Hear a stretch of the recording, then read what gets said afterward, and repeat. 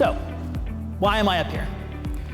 Over the last 20 years, I've had the privilege of working with a variety of different individuals in the learning capital or education fields. I've worked in public schools as a teacher, as a principal. I've worked at the university setting. I've had the opportunity to work in companies that have been very small, as well as multi-billion-dollar companies. I've done executive coaching. I mention all of that not because I really care so much about my resume, nor should you care that much about my resume, but I find there's a commonality. And it's that people are complex. And that's not a bad thing, but we need to acknowledge that. Because unless you are doing all the work in your business, you are asking other people to steward your decisions. And unlike if you're making widgets or if you're manufacturing something, there are hundreds of snap decisions that people are making day in and day out, based upon their bias, based upon their preference, based upon their emotions.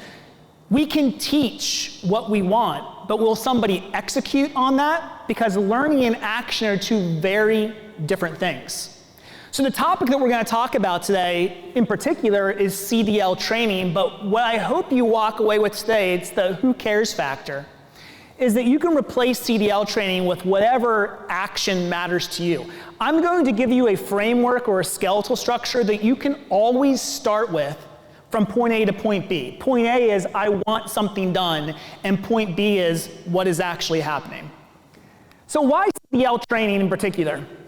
Well, one, the urgency is clear. In addition to our industry being critical for the economy, our industry, particularly the drivers in our industry, if the wrong one is there, can be catastrophic. This number sickens me because this number shows you that in 2021, 5,788 were the number of reported fatalities. Each one of those numbers were a person with a family. They were a son, they were a daughter, they were a husband, they were a wife. We need to do something about that. And we can do something about that. It's complicated, it's complex, but it's not impossible. And we can come at this from the pocket or the heart, right? So we start with the heart because that matters. But let's talk about from the pocket as well. We know, and this should probably not be surprising to you, that drivers with less than 2 years have a higher crash rate. This is not a polite suggestion or a maybe. This is what we know based upon the data that's out there. Probably not surprising.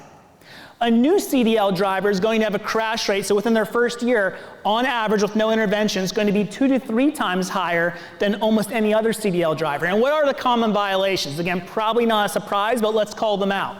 Common violations include speeding, hours of service violations, improper use of equipment, improper usage of their lane, all very problematic. In addition, more from the pocket, a new CDL driver is going to have on average insurance claims that are 40% more likely to go up. None of these are good. And so we want to figure out what can we do about this. But man, here's the problem. There are so many different things that you can look at, from talking to other industry experts, to researching stuff online. You can be a Google warrior. You can try to dig into research. You can go to PMTA, you can go to fmcsa. In the field, we call this analysis paralysis. There's so much that you say, just forget it. I'm just gonna go with my gut. And that's the equivalent of doing this, crossing your fingers and using hope as a strategy. And hope is important, but hope is not a pragmatic strategy alone. And so what do we do? Because there is good stuff out there, but man, there's so much. And so I'm going to put this into 3 buckets for you. I'm going to come back to this at the end of the presentation, but what I'm going to talk about today when we wrap up should conclude into 3 buckets of what you can do to sort through the muck and get to the stuff that really matters to you. The first is understanding what the heck should you actually pay attention to? What mindset should you be in when you're looking at this stuff? Secondly, how do you balance looking at research, which is valuable, but not losing sight with real world, like what is actually happening when rubber meets the road? We have to balance what's on paper with actually what's happening around you. We are fools to look at just one or the other. And then thirdly, as I mentioned, learning to do something and knowing how to do something is not the same as doing that same something. So, let's get into it. How do we decide what to gather? And how do we decide what we should be paying attention to and what questions we should be asking? The last time you probably thought about the word hypothesis was probably way back in the day when you were in maybe middle school. If I do this, then this should happen. And while there's nothing wrong with that type of statement, the most effective way to begin any type of making things better based upon evidence is less about your predictions and more about just a really good question. Because here's what can happen. Data does indeed tell a story. But if you have a preconceived notion of what you think is true, it is very easy to have that data tell whatever story you'd like it to tell by just cherry picking things. We don't do this on purpose. As a matter of fact, the people that do this have the best of intentions. They're very excited about what the differences they think they can make. But they don't indiscriminately look across the board. They have an idea of what they think is going to happen, and they see data that indicates that, and they say, yeah, I'll talk more about that. I'll pull that in. Check out all the stuff I gathered. This is what we need to do. So I encourage you first just to ask a really good question. Let's use an example with pre-trips. Why do so many new drivers have trouble with conducting effective pre-trips? I don't know, but that's a starting point. That's a question that you can begin with. Research is such a cloudy word, right? It's like the word integrity. I think you all would say, I know what the word integrity means, but what does integrity mean from one company to the next? I don't know. You'd have to talk to that company. So let's be really clear about when we say research, what we mean. Numbers are part of research, but there's also stories that are part of research. And we use these fancy words, and I'm just going to say them because it's important that you know what they are. But forget the fluff. I just want you to understand what I'm trying to get at here is one side of research is what we call quantifiable research. Quantifiable, quantity, numbers, right? This is really good when you have lots and lots of big numbers and reports with thousands of different fields. Those numbers don't care about your feelings. They are what they are. And so when you've got tons of numbers to look at, quantifiable research is a place where you might begin. But there's another side to this that has an increased risk because it has increased bias, and we call that qualitative research. What I actually mean by that is talking to people and asking about their stories, talking to your drivers, asking about their experience, talking to other industry experts, having maybe a set of 4 or 5 questions that you were asking every new driver, not leading them on, but simply just asking for their feedback. Now, you might be saying, yeah, Ryan, but if I'm their boss, they're going to give me what I want to hear. Or if they're nervous, they're going to answer in a certain way. You're right. Yes, all of that is true. But don't let perfection be the enemy of doing something. Look at it with a healthy level of skepticism, but recognize that qualitative research and quantifiable research all matters. And then the last piece that is, so critical for you to kind of keep in mind is that the best of intentions tend to get us really excited to find relationships. And sometimes 2 things are true that have nothing to do with one another. We call this the false cause fallacy. As an example, in the last 200 years, there have been fewer sea pirates. In the last 200 years, there have been more trucks. So has trucking scared away the pirates? Probably not. But you see in a silly example how 2 things which are true could be falsely attributed to one another. So how do we protect against this? When you are doing research, when you are asking good questions, don't go in it alone. Find people you can talk with, trusted advisors, trusted partners, trusted employees, who you know aren't afraid to be very candid with you and say, what do you think? I think I see something here. help me see maybe my blind spots, because false cause fallacy can unfortunately waste a lot of time. In our field, there's lots of acronyms. You probably have heard of ROI, return on investment, which simply means I don't want to waste time or money. If I'm putting time and money into something, I want to make sure I'm getting something out of it. We can protect against that, but making sure we don't go in it alone. Along the way, I'm going to give you some really pragmatic examples of how we do these things that we're talking about. So when we talk about different types of research, what we do at CNS are two different examples. So quantifiable research, every time we have a new student go through our CDL training program, a year later, we are sending out a survey and we are asking them for feedback. We're asking, how many miles have you driven? What type of vehicle are you driving? Have you had any reportable accidents? So on and so forth. We're gathering all that data anonymously. It's low stakes. There's no names tied to it. And we are determining, is what we're doing making a difference? The good news is, yes, it is. But we still have more learning to do, and we are constantly improving to make things even better. Something we're implementing here pretty soon is, as our drivers go through their theory knowledge, we're presently using a third party, but we are building our own proprietary theory knowledge courses as well. We are asking, after each theory knowledge course, for new drivers to share a couple of things. Things such as, what's their confidence level of what they just learned on the scale of 0 to 5? What's the most important thing that they took away from this? If there was a barrier to them doing this, what would it be? Now again, we realize that data is only as good as what people are giving us. But now, our instructors don't just know that they passed their theory knowledge, but when John Brown comes to begin training, his instructor is going to have a report of what he's nervous about. He's going to have a report on what he feels he knows, and we're going to check that. He's also going to have a report on what he feels like he is unconfident in being able to do, because maybe of lack of accountability, maybe because it just wasn't explained well. This is going to augment or adjust the way that we do individualized CDL training. Certainly we have a program that has high levels of fidelity, it's done well and consistently every time, but what's not consistent on purpose are the questions that we are talking to our drivers about, because every driver has their own lived experience. Every driver has their own confidence level. We are silly to not tap into that and to give that driver exactly what they need.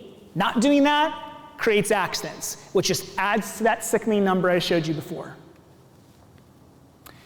Moving on to how we balance, because with all the great stuff that's out there, we need to recognize that if we get strictly stuck up in philosophy, one, we lose credibility with our trusted partners, and two, frankly, we lose touch with reality. And so how do we balance both of those? Understand that research, the best research studies, those are not promises. They are, here's what is likely to happen under these same conditions over repeated times being done. But that doesn't mean there won't be things that stand out as anomalies. There won't be things that are different. And so when we talk about balancing research to what's actually happening in the field, just recognize that the research, the data, the questions, the stories that you get, these are starting places. And so when you think you've found a really good adjustment or move in however you're teaching your people to do whatever they do, this is not a set it and forget it. Check in quarterly, check in yearly. Be excited to be proven wrong. Research tells us that those of you who are very, very veteran or very experienced in what you do, it is hardest for you to rethink something that has served you well for a very long time. Who can blame you? Your success has been attributed to what you know. I encourage you, though, to speak as if you are right and listen as if you are wrong. Because you will find that new insights, even if you disagree with a lot of what's being shared in that moment, separate the trash, but keep the treasure part of it. There's always trash and treasure in almost every comment that's going to be given to you. We talked about standardizing fidelity of what we're delivering. For instance, we've got 7 different instructors now, I think, at this time. Whether you go to instructor 1 or instructor 3, You should walk away with the same high-class education, with each instructor, of course, giving their own flavor. But we've got to do better than just, are we making sure we're teaching all the appropriate backing maneuvers? Are we teaching all the appropriate, again, pre-trip components? We not only standardize best-in-class delivery, we standardize best-in-class questioning. Because until you tap into what that student truly is thinking, what's kind of going on in their heads while they're doing what they're doing, it's really tough to know how to exactly help them. Which again is why we lean on one-to-one instruction. Trust me, it may actually be more fiscally beneficial to us to start to group people together. But John has held tight to, no, we will stick to one-to-one instruction. That is what sets us apart, because it is best for the student. Because in that moment, they are willing to be more vulnerable. Depending on, again, what life has been like for you, maybe you loved school, maybe you hated school.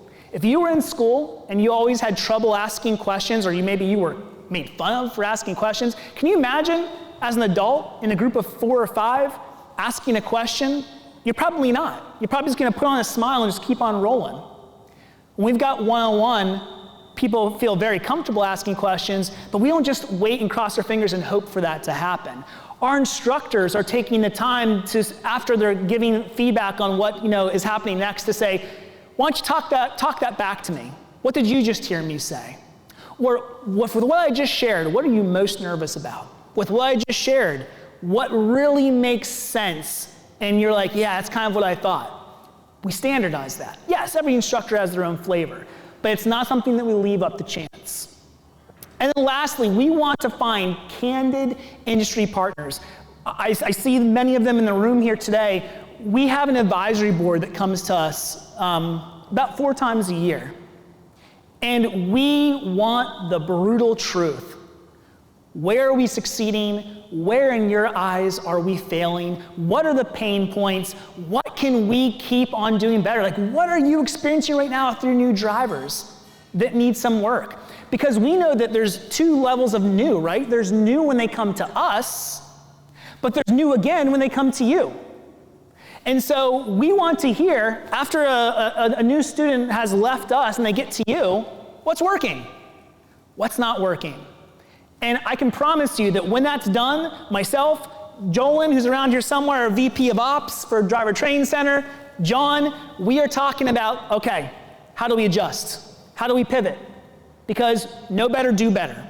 That was our philosophy. As I said when I first came up here, John builds his business on common sense. Common sense is listening to you.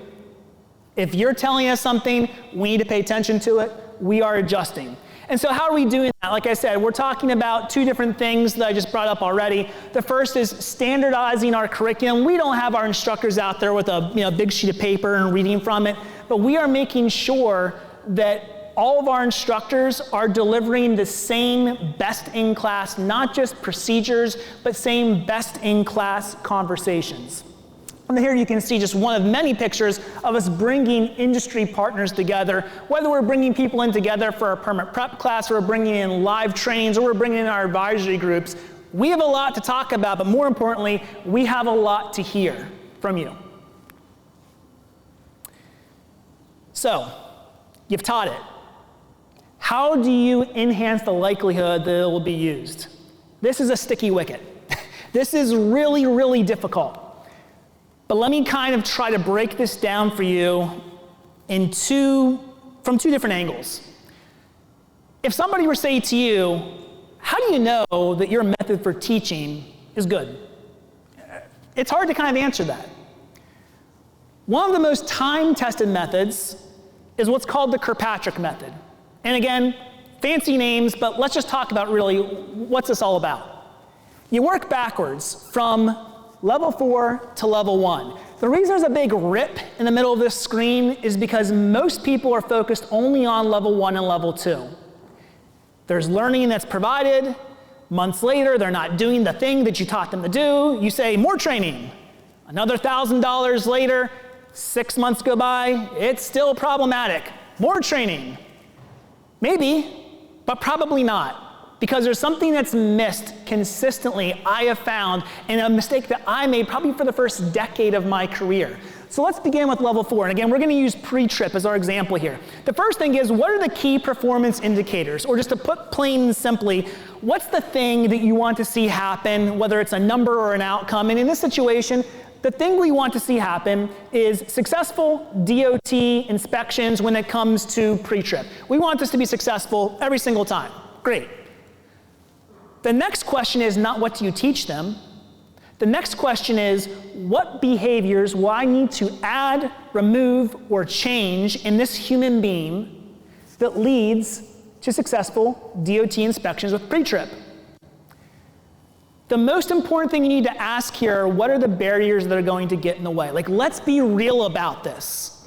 You've got a driver who's in a truck who wants to get from point A to point B. Volume matters to them. And so one very common answer as to what are the barriers getting in the way of a successful pre-trip is they want to keep on moving. Again, you can't blame them, but that is a problem.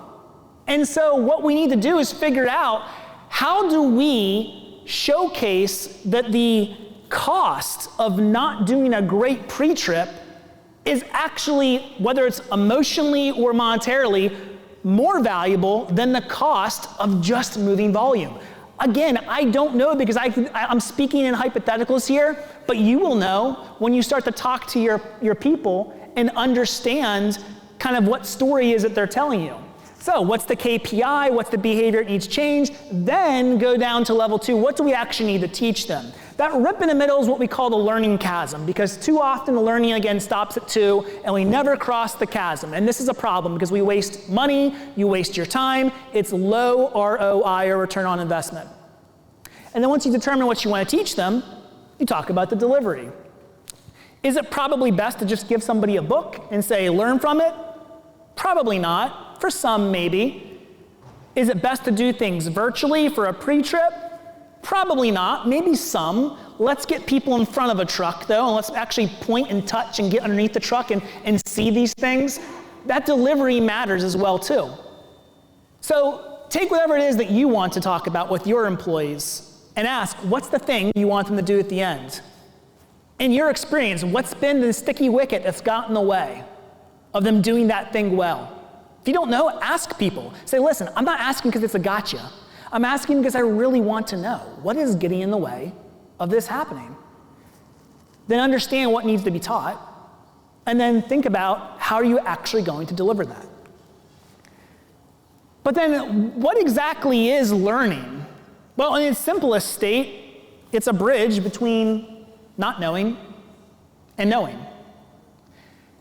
What most people expect when they begin to know is this: that the longer I invest time in doing something, the more I will know, and the more my confidence will go up. This is what people expect. This is ideal. This is best case scenario. But this is not reality. What actually happens is this. Time goes on, you say, ooh, I'm learning, this is great. And then something new happens, you're like, oh man, this is frustrating, I'm not sure I understand. Then you learn some more. And then, oh my gosh, should I even done this to begin with? Maybe I can't be a truck driver, this is a mistake. And then some big epiphany with your instructor, and you really shoot up, and then some time goes on, you plateau, and then you get frustrated again. This path is wrought with frustration. Frustration is a sign that learning is going on. So often the stories that people are telling themselves, maybe you've told yourself this story, is when I am frustrated, I am stupid. When I am frustrated, this is a sign I shouldn't be here. When I am frustrated, it's a sign this person's wasting their time on me. No. Frustration is a sign that you are learning. And our increased tolerance with frustration is directly correlated with our success in doing hard things. But here's perhaps the most horrible part of this cycle, is a second y-axis, y goes up and down, that is the internal dialogue that people have, and it's this one. That when my confidence goes down, that my worthiness as a person correlates with that. And the story that people tell themselves is, I'm I just can't. I should have never done this to begin with. We've got to get out ahead of this, because this is the thing that's causing people to shut up instead of asking questions. This is the thing that's causing people to quit. This is the thing that's causing people to do the minimum level of work just to pass. This is the thing that could ruin our industry. Here's the good news. It's actually not all that difficult to get out ahead of. In addition to teaching the thing that you're teaching, for us, we're talking about CDL training, we need to teach grit. And it's so simple to begin. Right out the gate, let that person know that it is normal to be frustrated when you learn something new. You may not be frustrated in this moment, but it's likely you will become frustrated. Let me tell you now, it is normal. You and every other person that's ever gone through this has been frustrated at some point. Do not think that you are so special that you're the only one that's ever been frustrated. We have all been there. And so when it happens, it is not a sign of weakness when you tell me you don't know. It is a sign of you being the smartest person in the room to say, can you tell me again? Can you tell me differently? Can you give me more information? Those are the people that are going to be your very best employees. Those are the people that are going to recognize that the more questions they ask, the more effective they will become. We uncover barriers along the way. Understand, what are those things, those barriers that are making people feel like, I can't do that thing you just told me? That's going to help turn learning to action as well. And then lastly, and I'm not going to get super nerdy on you here, but there are a whole bunch of ways that you can teach things. And part of my background is understanding brain science. And I think one of the most fascinating things about our brain is when we learn something new, there are physically things happening in our brain, actual physical pathways being developed. They're called dendrites. And here's what's cool. Imagine you're hiking in the woods and you have to blaze a trail. First person through the wall is the bloodiest, right? But the person behind you gets that trail they get to walk on. The number one teaching strategy that you can use for anything, whether you're teaching someone to make a peanut butter and jelly sandwich or how to parallel park a truck, is compare and contrast, because you're allowing that person to reuse a pathway in their brain. The hard work is partially done. And so when you say, doing this thing is kind of like doing this thing, or doing this thing is actually very different than doing that thing, what's actually lighting up in the brain are those earlier pathways that have been developed because you are connecting to something they know already. You are taking some of the friction out of learning something new, thereby helping them learn more effectively. So if I can give you one strategy to use almost always, it's compare and contrast when you're teaching. How are we doing this? Well, like I said, we've got student entry and exit session transitions as part of our curriculum, where we are making sure that we are talking about frustration early and often and closing each session with, here are areas where you were shining today, here are areas where you need to improve for tomorrow. We're going to focus more on that.